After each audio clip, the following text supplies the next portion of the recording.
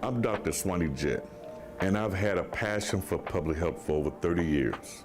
Now I'm in a position to affect change, and these are the critical conversations about health and our community, with people who can help me make those changes.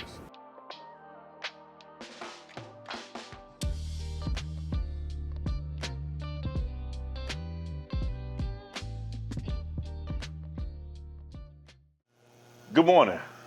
Welcome to CEO Live Talks. I'm your host, Dr. Swanee Jett, and I have my guest on the set. Welcome to the set, Mr. Dave Christopher.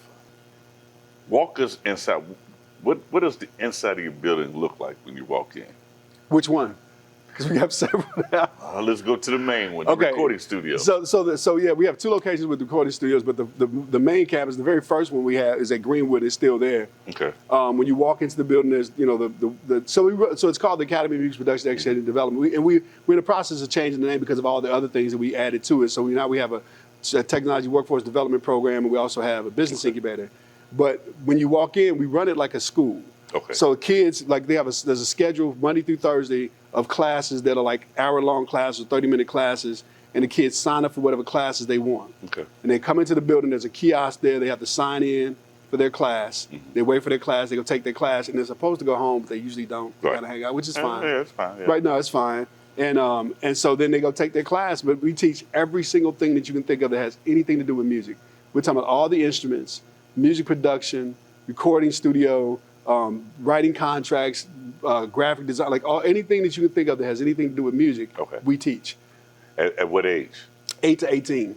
Okay, so literally at 8 years old. Yeah. Mm-hmm. Okay. And what's interesting to me is, and that's not a surprise, but like people don't understand how well and I've said this all the time, is like when you give, and I say this about just black folks in general, like you give them the things that they need to be successful, mm-hmm. they will be successful because it's already there. Right. Like I've told people this for years, is that we don't take credit for what you did. We take credit for providing the resources to do what we knew you already could do. Right. You provide the resources and opportunity. Yeah. Because a lot of times, when you in the urban settings, when you go to high school, say for instance, mm-hmm. you lack the resources, mm-hmm. right? Or middle school, elementary, there's lack of books, mm-hmm. right? Then they don't teach you about culture. Right. So you're missing those elements. So when you think about it, the reason, you don't see a lot of students coming out of urban areas going to Harvard, is because they wasn't taught on that level. They ain't had the resources or the opportunity. Yeah. I think they always had the ability, though. Oh, the ability always is there. Yeah, the ability is there, man. I mean, we've got kids that are selling music on iTunes and Spotify and Apple Music and all kinds of stuff, right? They're doing shows. And these are young kids. These are kids, like I say, 8 to 18. These are like older kids. They know how to write, because they're not allowed to like sample music. I mean, they can sample, but they're not allowed to like still like buy beats and stuff like that. They create their own music. They have to write their own lyrics. They record their own music. They learn, like kids have come in and learned piano, then come back and learn drums and then guitar. And then we also track their grades, behavior, and attendance through a partnership with JCPS and some of the Indiana schools, because we got kids that come from Indiana over here. But that's how we show the whole. And then the other thing too is that we tell them, like the biggest thing is like the love and the mentorship, right? Because the truth is that the music, and I tell kids this, I say this so it's not a secret joke, but it's like I tell them, the trick is the music is just to get you in the building. Right. The goal is to make you more confident, to make you believe in yourself more. That's what the goal is. Because I tell people, like, nobody really cares, if we're being honest, nobody really cares that our kids learn to play music. Right. What they care about is what happens when they do. Right. And what happens when they do is, for us, is that they're more confident, they're less likely to go out here doing crazy stuff, because when you teach a kid that if you start something, you can finish it, and you actually end up with something in your hand, that's the difference between a lot of programs where they just come in and get them tired and send them home. Mm-hmm. Like these kids come day after day. We're talking about kids that are in the street, like there's been, little gang, little numbers, like they come in every day because this is what they want to do versus that. Because it was always the case. They always wanted to do something else versus that, but they didn't have anything productive enough to do it. So it gives them a space, not only to figure out a craft, but to figure out they have a passion for something, mm-hmm. and it takes them away from idle time, mm-hmm. Playing in the streets. And it's a safe environment to do it. What percentage of kids, if have went on do something successful in terms of the music industry? I mean, a lot of them are. I mean, I would say maybe 15 or 20% of them, because that's one thing that we clearly recognize is that the majority of our kids aren't going to go into the music business. Right. And if we're being honest, that's not really our goal. But again, it's not a bait and switch. Right. It's not like we say, okay, because we have the top of the line equipment. We have the best instructors that are actually out there performing themselves and doing stuff themselves, right? So you get the best. But the truth is what we're really trying to get you to understand is that you can do anything you want to do if you're willing to start it and finish it, right? And so when you talk about like the kids, like we have a 95% graduation rate, 100% graduation rate, and then about a 95% college graduation rate. Like not like that many of the kids go on to college and actually get through college. Good. You know what I'm saying? But every kid, short of the kids, and sadly, short of the kids that end up dying. I mean, we had a couple of those, like a couple of situations where kids got shot or whatever, and they didn't make it. They didn't live. But all the other kids have graduated. We haven't had any kids that didn't graduate high school. Okay. Talk a little bit about your business incubator, because it's getting a lot of buzz nowadays. Yeah, it's a year-long program, man, that I came up with in 2020 in the height of the pandemic. It was April of 2020. Just really mad, man. Just really upset about like the state of, Louisville and how blacks, so here's the number. Like 22 at that time anyway. 22% of Louisville was black, right? 22% of Louisville was black. Right. Only 0.08% of the businesses were black owned, with an average income of $25,000 a year. I'm like, that's crazy, man. That doesn't make sense. And I didn't even want to believe it. But like, you believe it? Yeah, no, it's true, right? It's true. And when I tell people sometimes, like, nah, that can't be. I said, look, you're thinking about like the one black business or the few black businesses that are really doing well. Right. And think about it. If they weren't doing as well as they're doing, the number would be worse. Right. It would be less than that. But nationally, it's only, I think, 35,000, whatever. So I'm sitting there just really salty about the whole thing, just trying to understand, because I know. You look at like Black Wall Street, like and right here in Russell, right, and all the thriving businesses that existed back in the day, and some that still do, like existed back in the day, and how well they did. I know we got the ability to do it. So what's going on, right? Right. And so I started writing this paper, I was just really mad. I wasn't writing the paper for any reason other than just get the stuff off my chest.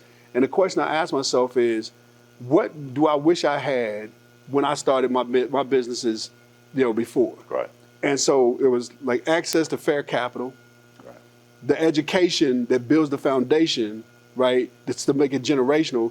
We have a wealth strategist part of the program that we have now. Okay. And one of the things she says in her course is it takes 3 generations to build wealth, and only 1 generation to tear it down. And it gets torn down because the foundational pieces that are not there. The understanding of accounting, the understanding of entrepreneurship, pricing strategies, all those things are not there. Right. The other one was access to reliable networks. And I'm not saying access to white folks. I'm saying access to reliable networks within your community, people that can consistently support you, right? And in a significant way, right? And so I'm writing this paper, and it's like 5 pages, then it's like 10 pages, and it's like, then I sent it out to some friends. It was like, hey, and get this, I didn't send it out looking for funding at all, because I wasn't even there yet. Right. I was like, okay, I want you to tell me what's wrong with it, punch holes in it, but fill the holes back up. Right. What I found out they were doing, though, is they were sending it to other people. And so I get a call from a friend of mine who says, hey, man, Rockefeller Foundation saw the document that you wrote. At this point, it's about 15 pages long. He said, saw the document that you wrote. They would want to know if you'd like to talk to them about it. They'd like to, invest in that, in what you're trying to do. And so I talked to them. Then Yum Brands called. They initially called and said they would give me $250,000. They came back and said, can we do 5? By the end, like in 9 months, I'd raised over $3 million for this incubator. Right. And the incubator gives you every single thing that you need to run your business for an entire year. We're talking about seed capital for like equipment or personnel. What we call entrepreneurial support or the rich uncle. If your car breaks down, if your LG&E bill is too high and you can't pay it, we got cash. Okay. We got classes at universities and colleges, Wharton School of Business, University of Virginia, University of Illinois, and all those things I just talked about, understanding pricing strategies and all the foundational stuff, right? We have mental health counseling, because I know in all the years I've been in business, it's trauma. And it's trauma we don't even realize we have. So we Right. have a mental health counselor that actually they have full access to whatever they want. We don't track it. If you want to see them every day, you can see them every day. Okay. They have an accountant on there that does accounting for them for a full year. Because I tell them, you're not an accountant. Right. You mess the money up, and I've been victim to that. You mess the money up, it just multiplies. It just spirals. You know what I'm saying? And so what I want you to do is understand that accountant though. Right. So you got to study that piece so you can understand what your accountant do. Access to legal. So any contracts or anything that you do, like in your business, how your business structure is set up, you got that. So marketing, graphic design, anything you can think of and we bring professionals in. They meet every week. They meet every Thursday for 2 hours, and we bring professionals in to talk to them about different aspects of business. This episode of CEO Live Talks is brought to you by Park National Bank. Pay with confidence. Your Park debit card is the fast, safe, smart way to pay this holiday season. Get more details online at parknationalbank.com. If you or someone you love is considering therapy, contact the professionals at Park Duval Community Health Centers today.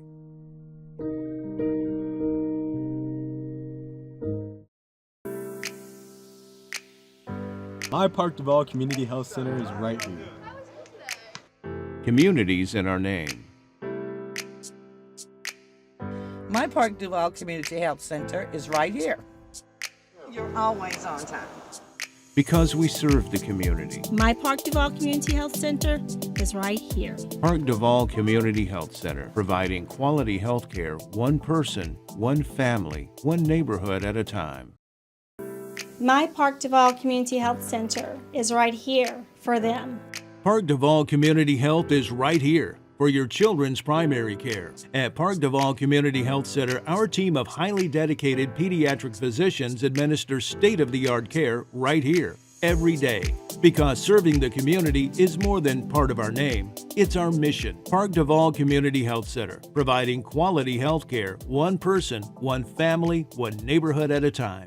At Park Duval, we offer a variety of services for behavioral health needs, such as therapy, medication management, case management, and we also have community health workers.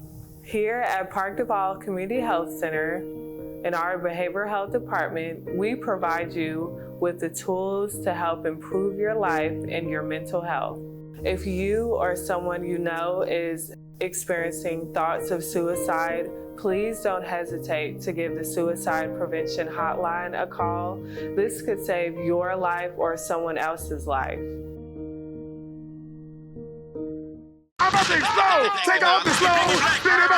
To make it go!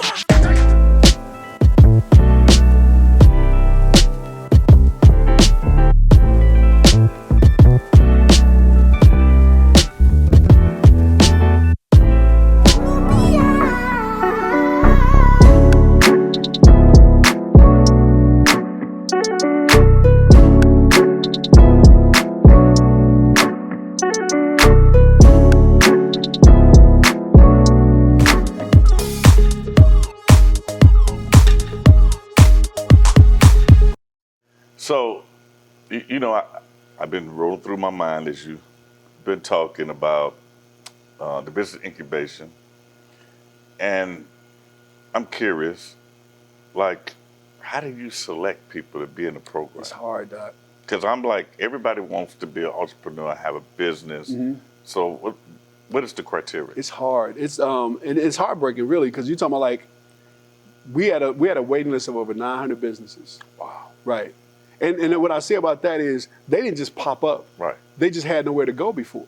Okay. You know what I'm saying? Like you look at these co-working spaces and these, quote unquote incubators that exist now, and not to throw shade on anybody, but as a Black business owner, I don't just need a really pretty place to work. I need capital and education and all these other things. And so it's hard. So 900 on the waiting list. We took 136 applications. Right, so literally we released the link on a Monday around noon. It was filled by noon the next day. Good grief!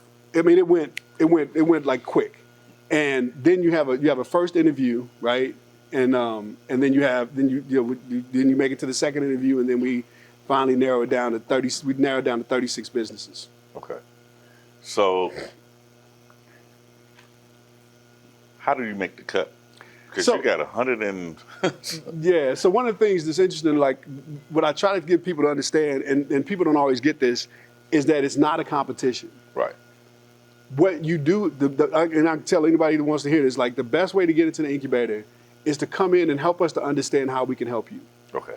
Right? Don't come in and try to prove anything to us. Don't try to prove to us that you're this, because we believe that because one of the things that inspired me to do this was I realized that, and it's still the case, right, to a degree, right, there's no such thing as a Black business startup community, which means that I can have an idea on a napkin, walk into a bank and say, I got this great idea, here it is, give me money for it. Right. That doesn't exist. Right. So I wanted that opportunity for like somebody that had an idea that had done nothing with that idea, but had an idea and had understood how that thing might make money, to a person that had been in business 10 years. Okay. Right? But just still struggling on how to be profitable. Okay. And so there's nobody, it's not like, okay, if you've been in business longer and you've made some money and this person has that they don't get in, that's not fair. Right. Because that doesn't build the community. So it's almost like Shark Tank in a sense. Yeah. Like you gotta have at least an idea, and sort of like, how you have started your business, you have a vision, you can see fast forward. But you also got to understand the need that you have. Yes. Right? And you got to have a little bit of business acumen. Well, no, so yes and no. Okay. And I say that because that's the issue. That's why you're there. Right. That's what we're trying to give you. We're trying to get you, because you'll have instinctively, right, people, especially the Black folks I know, they know how to, like I've been making money since I was 12. Right. So instinctively you know. Right. But when you're talking about running a business, it's not like a hustle. Like that's the thing. It's not like going out here hustling, right? It's not the same. There's different rules and things that because you think about a hustle, really, it's like I know, like say you were talking about hit a good lick, right? Right. Well, you realize you ain't constantly hitting licks. Right. Like sometimes you hit, sometimes you don't. Right. That's not how business should work. Right. It should be something consistent, and the way it's consistent is when you have all those things that you need that we want to provide for you to be consistent. Because we're talking about generational wealth. Right. We're talking about how do we create businesses that your kids can then take over, your family can take over. So you're setting a legacy. Right, and that requires like you learning those things that you don't know. Like you'd be surprised, and maybe not, of how many people really don't understand accounting. Right. Right. They know don't say they don't know math. They know math. Right. Right. I know how to add. Math is different than accounting. Math is different than accounting. Like when you talk about like whether I have enough to be successful. Like when you're talking about doing a 5-year, 10-year projection, right, on your business, like how do you do that? Like people don't even think about that. Right. I tell people, the thing that bothers you the most a lot of times about when you see Black folks and they talk about like the business, the thinking is if I could just get in, I'll be good, and that's never true. So you have a unique perspective because to start your business, at some point you had to hit rock bottom. Mm-hmm. Right. And I don't know how long you struggled, but you're able to provide insight to people on how to be successful. Because everybody thinks, I want to start this business, and they have no rationale on how to project out. Yeah. Yeah. So what added advice do you give to entrepreneurs that want to start a business? Know the numbers. Bottom line, man, that's like you want to do all this stuff. You want to sell, and that's cool. You want to do all that stuff, but you got like right now of all the businesses I have, you ask me the numbers on any one of them, and that's not I'm no savant or no genius or nothing, but I know how important it is to know when I'm making money and when I'm not.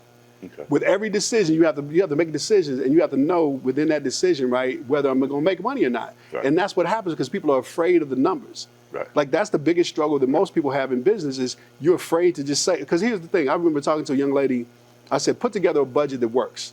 The budget is like this is what your goal is. This is what you're trying to get. Right. Put together a budget and don't hold back. She came to me. She goes, well, Mr. Dave, I don't know, man. This budget is getting kind of big. I said, it is what it is, though. Right. Right.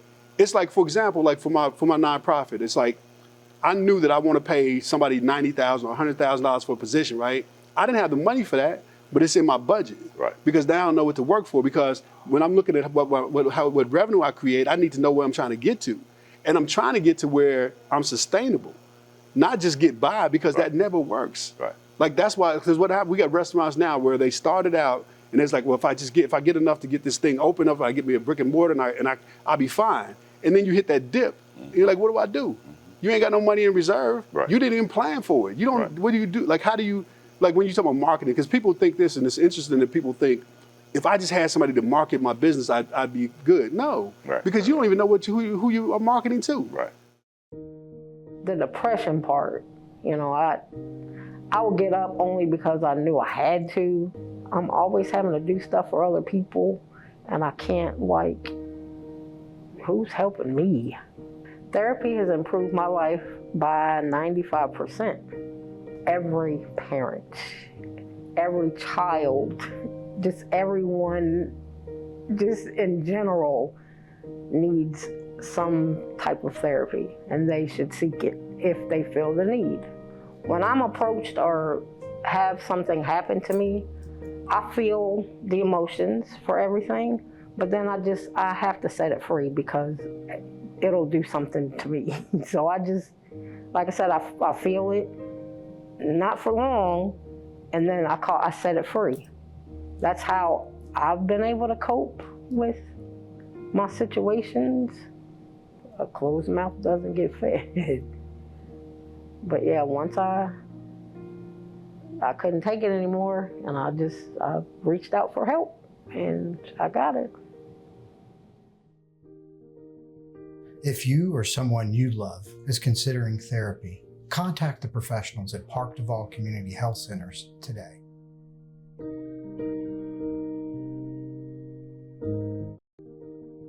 If you or someone you love is considering therapy, contact the professionals at Park Duval Community Health Centers today.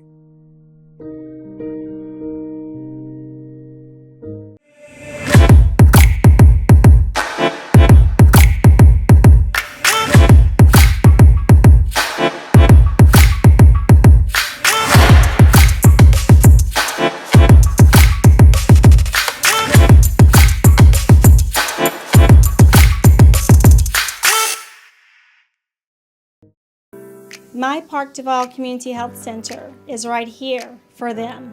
Park Duval Community Health is right here for your children's primary care. At Park Duval Community Health Center, our team of highly dedicated pediatric physicians administer state-of-the-art care right here, every day. Because serving the community is more than part of our name, it's our mission. Park Duval Community Health Center, providing quality health care, one person, one family, one neighborhood at a time.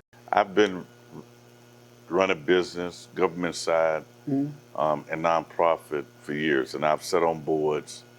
And I'm a numbers guy anyway. Dude. By being an epidemiologist and run a business, and I'm always projecting out. Being in healthcare, which is always tricky, right. But I'm pushing the envelope on marketing aspect. I'm pushing my director of marketing, Mr. Juan Lambert. That's right. Because we have to, number one, not just look at Medicaid, Medicare, but look at commercial insurance, because the numbers with Medicaid enrollment will drop. So you have to project out. So now, what do I do? So there's interesting advice that you would give to somebody. I have a dying question. And please forgive me. Nice. Because you're doing this in Louisville, right? And Gary, Indiana needs you. Yeah. I'm fully aware. And this can be duplicated. Absolutely. Right? That's the plan, though. Okay. Again, right. That's the plan. So I've actually, so I have a niece actually that runs a nonprofit in Gary. And so we've actually already talked about it. So this is the thing, is like, when I told you earlier, like I have this God-given, this thing that God gave me to allow me to see like what that is like, years from now. When I first created this program, when I first came up with this idea, my goal was to make this not just, because what we're talking about is not unique, like poverty and violence, like all this stuff is not unique to Louisville. I realized that this exists, everywhere you go, there's this, right? And so how do we create this and how do we box this up to make, because I've been asked to like take it to other places, but like we even hired like the University of Louisville, Commonwealth Institute of Kentucky to do evaluations on our program. Okay. We have evaluators so we can we have a playbook for both the students and for the people that are running the program. Right. Because I'm trying to create something that I can then duplicate and send to other places, because this is not just about me. I tell people all the time, like, there's no way, like I was taught as a young person, right? It won't come through you if it can't go through you. God doesn't bless just me. Right. Right. So like all the stuff that we receive and all the things we're able to do ain't about Dave. Dave don't need another thing, right? I'm good. Like, what about everybody else? And that's the blessing that I have, is I get to wake up every day with that on my mind. Like, how do I make it better for the people around me? And I think myself as a ministry of health, and and I love being around people. So I've been called the people's champ. There you go. I feel But I'm always looking for models that I could take to other cities, because I know the plight of Chicago, Atlanta, New York, just places around Gary, and Louisville. And there's people everywhere in the U.S. in poverty. For the same reason. For the same reason. And, you know, what's always astonishing to me is we send so much money abroad, but we don't take care of home. Yeah. But I appreciate you. One of my last things is, how do we duplicate you? Well, let me say this real quick, my thoughts on that, because one of the things I think that if I give one more bit of advice is, and I tell my staff this, I tell my people, the people that work for us, don't worry about what's to the left and right of you, what's in front of and behind you. Right. Do what you're gonna do. Because if you get caught up in those other things, it distracts you. Right. And it'll break you, it'll tear you apart. Like, if I'm worried about what somebody else doing over there with their money, like I tell people, if I apply for a grant and I don't get it, I ain't mad at you, that's your money. Right. You know what I'm saying? I'm not worried about that. If so-and-so gets this or whatever, God bless them. Like, that's good. I ain't worried about that. When we work with the young kids and the parents don't show up, but they eventually do, right? When initially they don't, because they like, this is just another thing that it ain't nothing. We can't be worried about what they do or don't do. Right. You have to worry about your own house. So yeah, I mean, as far as, I don't know that you need to duplicate me as much as we need to get away from this thing where we vilify our people, right? Like we vilify our kids, and we talk about how messed up they are. We talk about how messed up the parents are. Mm-hmm. And if we just stop doing that, we just, like I said, don't worry about what's in front of you, behind you, to the left and right of you, and focus on what your part in that is. Because God gave you something to do. This is what he gave me. Right. And so that's what I focus on. And so that's what gets there. So the sort of movement that you've seen and the progress that we made, we just bought a building at 25th and Broadway, 40,000 square foot building. We're going to build an $18,000 square foot technology training center. All those things happen because I ain't distracted. Right. I ain't worried about what everybody else doing. Right. Well, the one thing when I say duplicate you, because you're unique. I pray. Yeah. Right. But the knowledge that you have does the world no good if you don't pass it down. That's right. Absolutely. And so, you're doing that. And that's the duplication of effort. If you don't pass that down, then the world is lost. Because we have to be able to share that knowledge that we've gained through years and the struggle and tell a story, which you have done today. Yeah. So I appreciate you, because I've raised kids on my own as a single father, had full custody. So, from one black man to another, thank you. And thank you for tuning in to the show today. Hopefully you've been entertained and got some useful information. And please look up Mr. Dave Christopher's website, AMP, and look at all the wonderful things he's doing. Thank you and have a great weekend.